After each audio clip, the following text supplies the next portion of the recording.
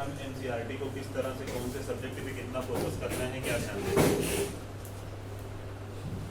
और मेनली हम यूपीपीसीएस और यूपीएससी की स्ट्रेटजी पर ही फोकस करेंगे। तो आप लोग बताओ, यूपीएससी के लिए फोकस्ड हो प्योर, या पीसीएस के लिए, या दोनों के लिए? दोनों के लिए। और इन सब में आप जानते हो सबसे बड़ा रोल किसका होता है? जीएस का होता है, जनरल स्टडीज का होता है।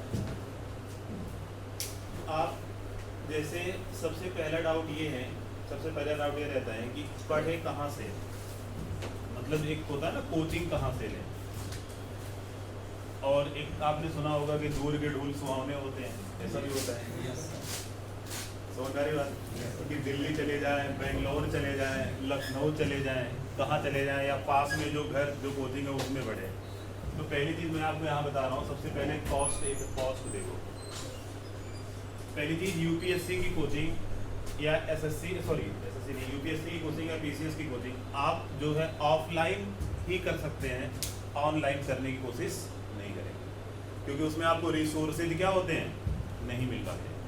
समझ रही बात? जितना लेवल का कंटेंट होगा आपको उतना कंटेंट मिलेगा, और अगर आपको 1 घंटे की वीडियो है तो आपको 2 घंटे 3 घंटे लग जाते हैं उसको समझने में, लिखने में। क्योंकि अभी ऑफलाइन जो क्लासेस कर रहे हैं उनसे जब मैं लिखवाता हूँ साथ में, तो डाउट भी आप क्रिएट कर सकते हो, पूछ सकते हो, और साथ में क्या करते जाते हो, लिखते भी जाते हो। 3 घंटे की क्लास में तो 3 घंटे ही बैठना पड़ता है, लेकिन ऑनलाइन की क्लास में 3 घंटे आप 3 घंटे नहीं बैठ पाओगे। अगर बैठ भी जाते हो, पहली चीज़ तो उतना इन्वायरमेंट नहीं मिलता, दूसरी चीज़ आप वीडियो को कभी पॉज करोगे, कभी थोड़ी देर रोकोगे, फिर लिखोगे, ये बहुत बड़ी समस्या होती है। और दूसरी चीज़, लोग कहते हैं ना, अच्छा ये लेक्चर हो गया, चलो मैं आपको पीडीएफ प्रोवाइड करा दे रहा हूँ। और सबसे डेंजरस चीज़ यही है यूपीएससी के लिए, क्योंकि रीज़न क्या है कि जो आप जब तक पीडीएफ, आपका वो पीडीएफ क्या रहता है, आपके मोबाइल में ही पड़ा रह जाता है, ना तो उसे आप पढ़ते हो और ना उससे आप कुछ लिखते हो। समझ आ रही बात कि नहीं? तो वो पीडीएफ आपकी जो लिखने की जो प्रोबेबिलिटी होती है, जो लिखने का अंदाज होता है, या जो लिखने का कम्युनिकेशन होता है, या जो लिखने की आपकी स्ट्रेटजी होती है, वो बन नहीं पाती है। समझ आ रही बात? दूसरी चीज़ आप देखोगे कि जैसे आपको लगता है कि अगर आपके पास, सबसे पहला मेरा तो मानना है कि अगर आपके आसपास कोचिंग है जो आईएएस या पीसीएस की प्रोवाइड करा रहा है, जो दोनों की प्रोवाइड करा रहा है, आप पहले वहाँ पे जाओ। दूर जाने से अच्छा है, आप जानते हो क्या है, आप जाओगे कम से कम रेंट दोगे, रेंट डेली जैसे, और कहीं भी जाओगे तो आपको 10,000 15,000 का अच्छा रूम मिलेगा, रहना खाना, और 15-20 हज़ार लग जाएंगे आपको। 1 महीने की कोचिंग में आप 15 महीने की कोचिंग में आपका बहुत ज़्यादा वो नुकसान हो जाएगा। अगर आपके आसपास अवेलेबल है तो आप उस पर फोकस करो, क्योंकि मेरी बात ध्यान से सुनो। आप लोगों को ऐसा लगता होगा कि टीचर्स जो होते हैं दिल्ली के अच्छे होते होंगे, आसपास के टीचर है, ऐसा भी कन्फ्यूजन आता है।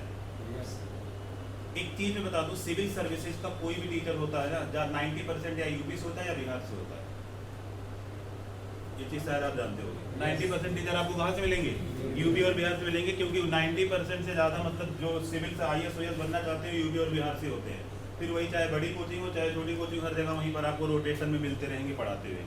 ये डाउट आप अपने मन से हटा दो। दूसरी चीज़, फीस का भी आपको बहुत ज़्यादा इम्पैक्ट पड़ता है।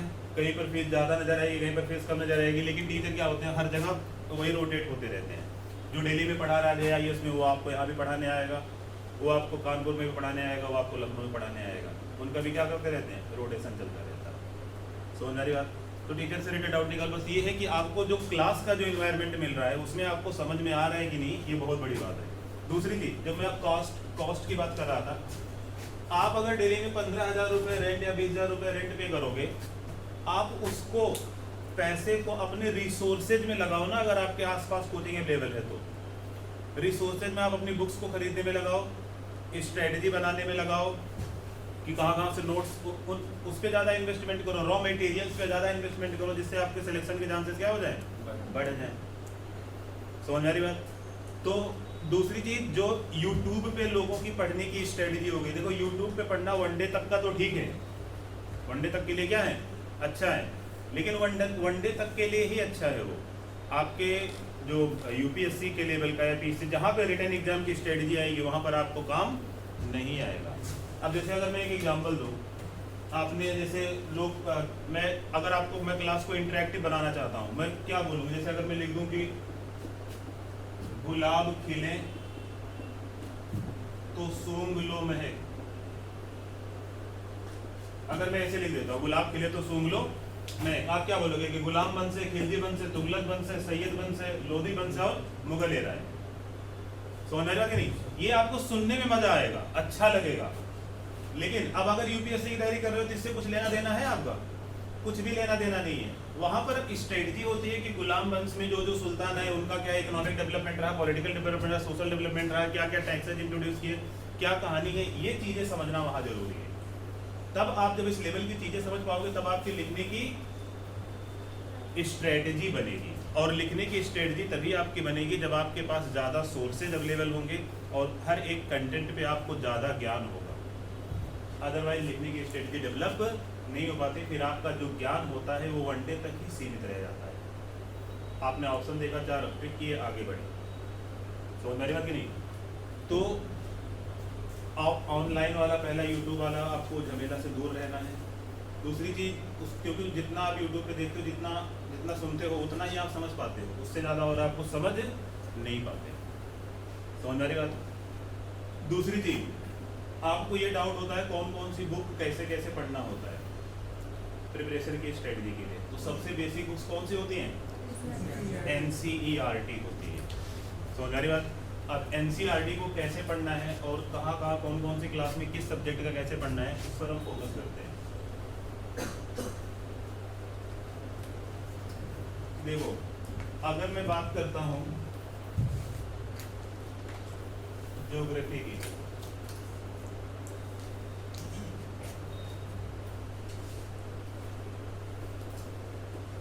भूगोल की, अब यहाँ पर ध्यान से समझना।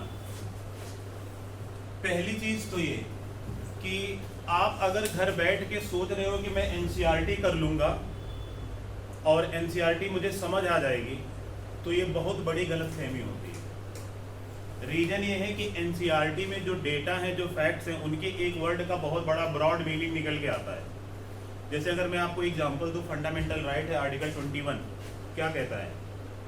Personal life and liberty. अब पर्सनल लाइफ एंड लिबर्टी में क्या है? आपका रोटी कपड़ा और मकान ही है कि उसका वायलेशन नहीं होना चाहिए। आपको इतनी जो आपकी नेसेसरी चीज़ें हैं उसको क्या होनी चाहिए? मिलनी चाहिए। लेकिन अब जो फंडामेंटल राइट जब बने, हमारा संविधान कब लागू हुआ? 26 जनवरी 1950 को। तो तभी फंडामेंटल राइट था और वहाँ पर लिखा था ना, क्या लिखा गया था? Personal life and liberty. उस समय की जो बात थी, उस समय की जो चीज़ थी, आज वही देखो फंडामेंटल राइट कितना बड़ा हो चुका है। सुप्रीम कोर्ट के इंटरप्रिटेशन से वो क्या किया जा चुका है? बढ़ाया जा चुका है फंडामेंटल राइट में। और क्या क्या चीज़ें इन्वॉल्व होंगी, जैसे राइट टू रिलेटेड आपका आधार कार्ड है, राइट टू रिलेटेड इंटरनेट भी उसमें आ चुका है। समझ आ रही होती नहीं? ऐसे बहुत सारी चीज़ें क्या होती गई, जुड़ती गई। तो NCERT के एक क्विक वर्ड का एक अलग मीनिंग, ब्रॉड मीनिंग निकल के आता है। समझ आ रही बात? तो कैसे आप ज्योग्राफी कैसे करोगे? ध्यान से समझो। जैसे कोई भी चीज़ करो, पहले आप कोई ऑफलाइन कोचिंग अगर कर रहे हो, अगर कोई ऑफलाइन कोचिंग कर रहे हो तो वहाँ पे देखो, जब क्लास में ज्योग्राफी शुरू हो, जब क्लास में क्या शुरू हो? ज्योग्राफी शुरू हो। समझ आ रही बात कि नहीं? तब आप अपने NCERT पे फोकस करो। पहली क्लास ज्योग्राफी की हुई, आप NCERT उठाओगे। NCERT आप जानते हो 6 से लेके कहाँ तक? 12 तक। लेकिन अभी आपको केवल 6 और 10 तक की पढ़नी है। कितना? 6 और 10। जब तक क्लास ज्योग्राफी की चल रही है, साथ साथ में 6 और 10 पढ़ते जाओ।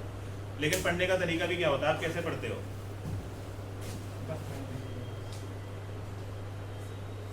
ज्योग्राफी उठाया और शुरू हो गए? नहीं। अब इसका मतलब ये नहीं कि जाके दुकान पे गए और 6 से लेके 12 तक की पूरी क्या किया? ज्योग्राफी की किताब खरीद लिया और आगे रख लिया, फिर उसको रोज देख रहे हो। नहीं, आप दुकान पे जाओ, आप दुकान पे जाओ, क्लास 6 की ज्योग्राफी उठाओ, केवल 6 की उठाओ और उसको 15 दिन पढ़ो। 15 दिन पढ़ो और आप जानते हो एक दिन में ही खत्म कर जाओगे। दूसरे दिन उसे फिर, तीसरे दिन उसे फिर, चौथे दिन उसे फिर हाईलाइट करो। 15 बार हो जाएगा वो। समझ में आ रही बात कि नहीं? और हाईलाइट करते हुए 15 बार जब हो जाएगा, फिर अब आप उसको रख दो। मैं कहता हूँ ना कि वो एक स्ट्रेटजी होती है कि एक ही किताब को कई बार पढ़ोगे तो अपने आप बहुत सारे कॉन्सेप्ट क्या होते जाएंगे, क्लियर होते जाएंगे। किताब खुद क्लियर करती कि कुछ दिन बाद वो किताब खुद बोलने लगेगी। समझ में आ कि नहीं? ऐसा होता है, वो किताब क्या होती है, खुद बोलने लगती है, खुद आपको समझाने लगती है हमारा कहने का पॉइंट है, हमारा कहने का पॉइंट है। क्योंकि रीजन इसका क्या है कि जितनी बार आप उसे पढ़ोगे उतनी बार आपको लगेगा अच्छा ये चीज़ इंपॉर्टेंट। एक बार पढ़े आप, देखो दूसरा सबसे बड़ा प्रॉब्लम ये होती है कि आप जब पढ़ते हो, आपने 2 पन्ने पढ़े, आपको कुछ याद नहीं आ रहा, आप फ्रस्ट्रेट हो जाते हो, फिर दोबारा शुरू से पढ़ते हो। उसे क्या करते हो, दोबारा से शुरू से पढ़ते हो, फिर आप कुछ दिन आते हो, फिर आप बोर हो जाते हो, फिर आप दोबारा शुरू से पढ़ते हो, आप उसे खत्म ही नहीं कर पाते। मेरा अब मेरी स्ट्रेटजी है, आपसे कहना ये है, आप एक काम करो, पहले पेज से पढ़ो, आखिरी पेज तक पढ़ जाओ, चाहे कुछ समझ में आए या ना, खत्म। उस एक दिन में पढ़े, 2-3 घंटे जो भी लगा, खत्म। क्लियर है कि नहीं? किताब को रख दो, दूसरे दिन फिर उठो, उसी किताब को फिर, जैसे आपके पास टाइम हो तो, ये नहीं कि अगर आप ग्रेजुएशन का पार कर चुके हो तो उनके लिए स्ट्रेटजी, जो भी शुरू करना चाह रहे हैं इनिशियल लेवल पे, समझ में नहीं, अभी उनके लेवल की उनके लिए आ रहे हैं, जो सब कुछ कर चुके हैं, उन्हें नौकरी की बहुत जल्दी उम्मीद है, उनको बाद में आ रहे हैं। अभी उनके लिए जिनके पास अभी बहुत टाइम है और आराम से स्ट्रेटजी कर रहे हैं, तो ध्यान से सुनो। वो क्या करेंगे, 6 की एनसीईआरटी उठाई, ज्योग्राफी की उठाई, पूरा पढ़ा, चाहे कुछ समझ में आया चाहे नहीं आया, रखा, दूसरे दिन फिर पढ़ा, तीसरे दिन से आप हाईलाइट करना शुरू कर दोगे अपने आप। समझ आ रही बात? चौथे दिन, 5वें दिन, ऐसे 15 दिन तक आप उसे पढ़ो, 15 दिन तक पढ़ो, रख दो वहाँ पे। क्लियर? नोट्स नहीं बनाना है। नोट्स बनाने की सबसे बड़ी गंदी हैबिट होती है नोट्स बनाना। जब सारे रिसोर्सेज किताब में अवेलेबल है तो आप उस पर आंसर राइटिंग की प्रैक्टिस करो ना। किस चीज़ की प्रैक्टिस करो? आंसर राइटिंग की प्रैक्टिस करो। आपको क्यों फैक्ट लिखना है कि 1526 में पानीपत के युद्ध हुआ था, लिख लिया? अरे किताब में लिखा है तो आपको दोबारा लिखने की क्या जरूरत है? आप ये सोचो ना कि पानीपत में 3 बार युद्ध क्यों हुए, क्या उसका स्ट्रेटेजिक रीजन था। इस पे अपना सोच डेवलप करो, इस पे अपनी सोच बढ़ाओ। चाहे भले ही ना समझ में आए, लेकिन कुछ उल्टा सीधा तो लिखो कि पानीपत जो है इधर पाकिस्तान के आसपास है, वहाँ से खैबर पास से आने जाने का रास्ता था और इसीलिए इस्लामिक स्टेट वहाँ से आप आ जा पा रहे थे। और उन्हें मजा आया, मतलब उन्हें लगा इकोनॉमिक हम लोगों को इकोनॉमिक प्रॉस्पेरिटी ज़्यादा है, जिनको अटैक करना चाहिए, यहाँ से लूटपाट करके अपने देश को डेवलप करना चाहिए। तो सारे युद्ध पानीपत में ही क्यों हुए? समझ रहे हो कि नहीं? ये इस पर सोचो। जब इस पर आप इस तरह से सोचने लगोगे तब आपकी लिखने की स्ट्रेटजी बनेगी। अब ऐसे 6 से लेकर 10 तक की सोचो। आपने 1 महीने में 2 एनसीईआरटी खत्म की। 6, 7, 8, 9, 10 कितने एनसीईआरटी हैं? 4 एनसीईआरटी। कितने महीने लग जाएंगे? 5 एनसीईआरटी हैं। 6, 7, 8, 9, 10 5 तो कितने महीने लग जाएंगे? 1 महीने में 2, 1 महीने में 3, 1 महीने में 3 नहीं, 2 ही अभी इनिशियल लेवल पे। उनके लिए नहीं जो अब ग्रेजुएशन कर चुके हैं और उनके पास अभी जॉब के लिए उन पर बाद में आ रहा हूँ मैं। तो 1 महीने में कितनी हो जाएंगी? 2 महीने में 4, 3 महीने में 6 और 4 महीने में और 5 महीने में 10 एनसीईआरटी हो गई। और हमें पढ़नी कितनी है? केवल 5 एनसीईआरटी। समझ में आ रही बात कि नहीं? अब 5 एनसीईआरटी ये जब आप खत्म करोगे, आपको ज्योग्राफी का बेस पता चल जाएगा, और अगर आपने साथ में क्लासेस चल रही हैं तो उससे आपको इम्प्रूवमेंट मिलता जाएगा। अभी केवल 6 से लेकर 10 तक की। क्लियर है? जैसे ही कोचिंग खत्म हो जाए, जैसे ही आपकी ज्योग्राफी की पूरी क्लास खत्म हो गई, आफ्टर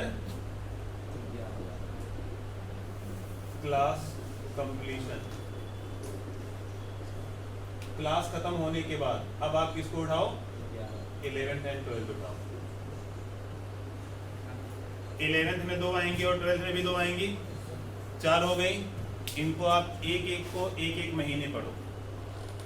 एक एनसीईआरटी को क्या करो? एक महीने पढ़ो। स्ट्रेटजी में बता रहा हूँ, समझ आ रही बात कि नहीं? इससे अब आपका ज्ञान लेवल क्या हो जाएगा? और बढ़ जाएगा। समझ आ रही बात? फिर इतना जब आप करोगे, और अगर आपको लगा कि आपका ज्योग्राफी में इंटरेस्ट आ रहा है, बहुत ज़्यादा इंटरेस्ट आ रहा है, तो आप ज्योग्राफी को अपना ऑप्शनल बना सकते हो। अगर इंटरेस्ट आ रहा है, क्योंकि तभी तो आप देखो, ऑप्शनल सबसे ज़्यादा आपको नंबर एग्जाम में कौन दिलवाएंगे? ऑप्शनल ही दिलवाएंगे ना। समझ में आ रही बात कि नहीं? तो आप ऑप्शनल तो वही चूज करोगे जिसको पढ़ने में आपको मजा आएगा। या लोगों से पूछोगे, सबसे ज़्यादा जानते हो क्या करते हैं लोग? सब पूछते हैं, बताइए ना ऑप्शनल कौन सा ले। अरे सर को क्या पता कि आपका इंटरेस्ट किस चीज़ में है। समझ आ रही बात कि नहीं? आपको किस में लिखने में ज़्यादा मजा आ रहा है, कौन से सब्जेक्ट पे आपकी कमांड बन रही है, ये सर को पता है क्या? नहीं पता है। अगर अब आपका यहाँ इंटरेस्ट ज़्यादा डेवलप हो गया, आप बोल रहे हैं ज्योग्राफी मुझे बहुत मजा आ रहा था, उसे अपना ऑप्शन ले लो और फिर चीज़ों को आप रिलेट करो। जब तक पढ़ोगे नहीं, जब तक लिखोगे नहीं और जब तक उस सब्जेक्ट के आत्मा को समझोगे नहीं, तब तक आपको पता कैसे चलेगा कि हम ऑप्शनल क्या चूज करें। ये समस्या आपकी यहीं जाके खत्म हो जाएगी। क्लियर है? समझ मेरी बात? अब मेरी बात ध्यान से सुनो। ज्योग्राफी के बाद देखो, सबसे पहले मेरा मानना है कि आप ज्योग्राफी ही उठाओ, क्योंकि ज्योग्राफी उठाने जानते हो क्या होता है, आप बहुत सारे कॉन्टिनेंट के बारे में सीख जाते हो, बहुत सारे अपने इंडिया का स्ट्रक्चर सीख जाते हो, तो आपको करंट अफेयर और इंटरनेशनल रिलेशन पढ़ने में मजा आएगा। समझ मेरी बात कि नहीं? बहुत सारे देश के बारे में जान जाओगे, फिर पीएम मोदी यहाँ विजिट करने गए, प्रेसिडेंट वहाँ विजिट करने गए, इस देश से ये संधि हुई, वो संधि हुई, आपका इंटरेस्ट जागरूक होगा क्या पढ़ने में? करंट अफेयर पढ़ने में जागरूक, अपने आप डेवलप होना शुरू हो जाएगा। क्लियर है? समझ मेरी बात? दूसरी चीज, ज्योग्राफी के बाद आप दूसरा सब्जेक्ट उठाओ, पॉलिटी। क्या उठाओ? पॉलिटी। यहाँ पर जैसे देखो, मैं 2 पार्ट में डिवाइड कर रहा हूँ। पॉलिटी 9 to 10,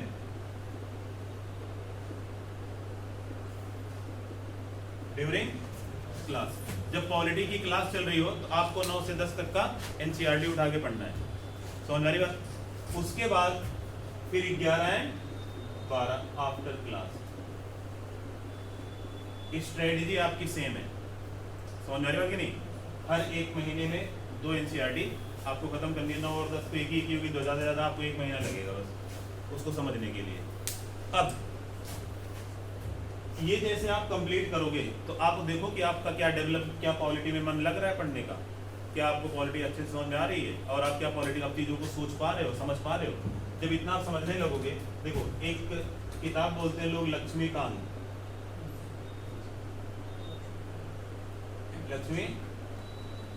एम लक्ष्मीकांत, समझ आ रही बात? इनकी पॉलिटी की किताब आप पढ़ सकते हो, लेकिन ध्यान रखो इस पॉलिटी की किताब से केवल आपको प्रीलिम्स में ही मजा आएगा। बहुत सारे फैक्ट्स होते हैं, बहुत सारी चीज़ें होती हैं जो प्रीलिम्स में आपको क्या करती हैं, हेल्प करती हैं। लेकिन प्रीलिम्स अगर 2013 का पेपर उठा के देखोगे, 2013 या 12 का पेपर उठा के देखोगे यूपीएससी, तो लक्ष्मीकांत की भी बस की बात नहीं थी। आपको एक बहुत अच्छी किताब पढ़नी पड़ेगी। आप क्लास हो गई आपकी, sorry during class, after class आपको पढ़ना पड़ेगा डीडी बासु। क्या पढ़ना पड़ेगा? डीडी बासु पढ़ना पड़ेगा। समझ आ रही बात? और डीडी बासु जब आप पढ़ोगे उसके बाद आपका जो लेवल क्रिएट होगा आंसर राइटिंग में, और जो लेवल क्रिएट होगा क्वेश्चन को टैकल करने में, वो अलग ही लेवल पे फिर जाओगे आप। क्योंकि डीडी बासु आज़ादी से पहले भी थे, समझ आ रही बात? और उसके बाद उन्होंने संविधान को कुछ बनते बिगड़ते सारा कुछ उन्होंने देखा और उन्होंने किताब लिखी है, तो बहुत ही डायनेमिक और बहुत ही अच्छी किताब है। नहीं, लक्ष्मीकांत को स्किप मत करो, लक्ष्मीकांत स्किप नहीं कर सकते हैं, क्योंकि जो फैक्ट्स हो, आप लोग पीसीएस को भी फोकस करोगे ना, फैक्ट्स जो होते हैं बहुत ज़्यादा पूछे जाते हैं। अगर पीसीएस पर ना फोकस करो तो आप लक्ष्मीकांत उठाओगे ना, डीडी बसु सीधे पढ़ो। यूपीएससी से लक्ष्मीकांत का कोई लेना देना ही नहीं है। वहाँ आर्टिकल और एटू टाइप के क्वेश्चन यूपीएससी नहीं पूछता, बहुत ही डायनेमिक पूछता है। ठीक है, तो आप सीधे डीडी बासु उठा सकते हैं। लेकिन अगर आप पीसीएस पे भी हो, आप लोग चलते हो ना 2 ऑप्शन लेके चलते हो, ऑप्शन ए नहीं तो बी, या लोअर पीसीएस भी देते होगे आप लोग, तो जो भी आप पेपर देते हो वनडे कंपटीशन भी, अगर आप उसमें पार्टिसिपेट, जो यूपी में जो एग्जाम होते हैं ज़्यादातर जीएस बेस्ड ही होते हैं। समझ रहे हो कि नहीं? अच्छा, एक चीज़ और डाउट होती है कि लोगों को जीएस जो होता है ना, ये सिलेक्शन फैक्टर का काम कर जाता है कभी कभी, क्योंकि जो वनडे कंपटीशन होते हैं जैसे मैथ हो गई, रीजनिंग हो गई, इंग्लिश हो गई, तो कॉमन हो जाता है सबके लिए। यूपी बिहार वाले आप देखोगे मैथ में बहुत ज़्यादा स्ट्रांग हो जाएंगे, साउथ वाले जो इंग्लिश में ज़्यादा स्ट्रांग हो जाते हैं। समझ रही बात? और तो जीएस में क्या होता है, जीएस में सबका क्राइटेरिया सेम रहता है, इक्वलिटी रहती है, जो जितना पढ़ेगा वो उतना अच्छा ज़्यादा आंसर कर पाएगा। लेकिन जीएस को कंपाइल करना मुश्किल हो जाता है। तो अगर एक बार आप कोचिंग के सहारे और किताबों के सहारे चीज़ों को कंपाइल करना सीख लिए, तो आपको ये जीएस क्या लाता है, फिर मेरिट में लेके चला आता है। जो लोअर पीसीएस के एग्जाम देते हो आप, जैसे अपर पीसीएस तो होता ही है, लोअर पीसीएस का जो यूपी के एग्जाम देते हैं। क्लियर है? ये हो गया। पॉलिटी के बाद जब क्लास चल रही हो आपकी, इकोनॉमिक्स आप उठाओ, अर्थ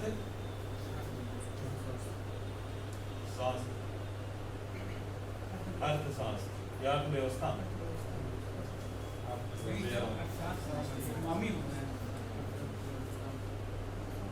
अरे कोई नहीं, मतलब इकोनॉमिक्स समझते हो ना?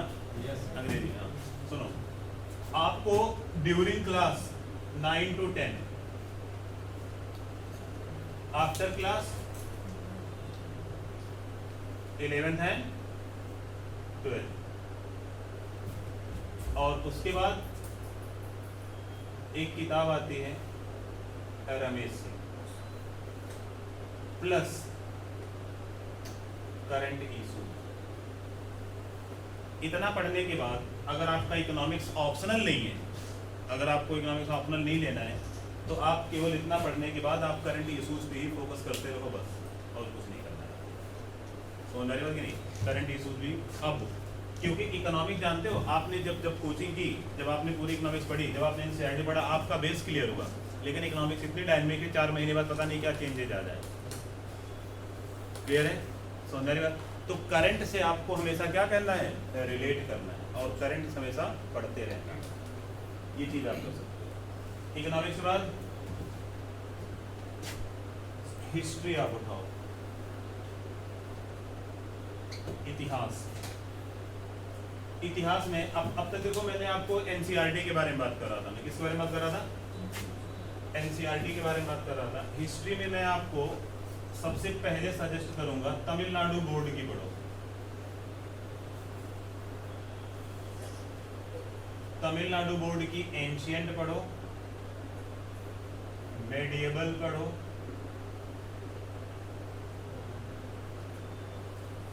और क्या मॉडर्न पढ़ो। एंशिएंट, मेडिएवल और मॉडर्न। समझ रही बात? इसको पढ़ने के बाद आप बिपिन चंद्रा को उठाओ। हिस्ट्री तो आप क्लास के दौरान, चाहे 11 चाहे से लेके, मतलब इनको पढ़ने के बाद क्लास के दौरान आप बिपिन चंद्रा उठाओ। India struggle for independence. समझ आ रही बात? आप मॉडर्न के लिए, क्योंकि यूपीएससी मॉडर्न पे ज़्यादा फोकस करता है, आप मॉडर्न के लिए उठाओ स्पेक्ट्रम। समझ आ रही बात? फैक्ट्स आपको यहाँ से क्लियर हो जाएंगी, और आंसर राइटिंग आपको विपिन चंद्रा से भी करने आ जाएगी। तो ये जो मेजर 4 पोर्शन है, इससे रिलेटेड एनसीईआरटी क्या करती है? आपका बेस क्रिएट करती है, बेस डेवलप करती है। क्लियर है? ये कर लिया आप लोगों ने नोट?